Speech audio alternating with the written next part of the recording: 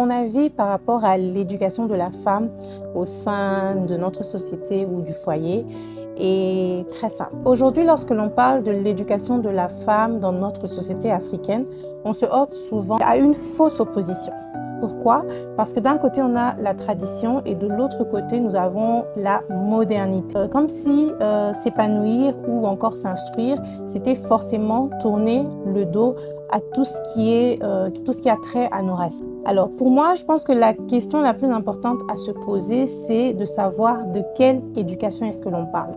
Parce qu'à mon sens, l'éducation, ce n'est pas simplement collectionner des grands diplômes ou faire de longues études. C'est tout d'abord l'ensemble des valeurs, du savoir-être et aussi de la sagesse qui nous ont été transmises de génération en génération au sein du cocon familial. Pour cela, il suffit juste de regarder nos mères, nos grands-mères, il y a 20, 30, 40, 60 ans même. Eh bien, pour la plupart, malheureusement, elles n'ont pas fait de grandes études, elles n'ont pas fait de grandes écoles, elles n'ont pas été instruites. Cependant, elles ont été le pilier central de nos foyers par leur intelligence pratique, mais aussi par leur dignité et leur sens du sacrifice. Elles ont porté nos familles et tout leur savoir-faire, eh bien, elles nous l'ont certainement transmis. Aujourd'hui, la modernité ne vient pas remplacer notre héritage. Elle vient plutôt le renforcer. Je pense fermement qu'une femme qui associe la sagesse de nos traditions avec l'accès au savoir moderne devient inévitablement une force d'impact qui est inarrêtable.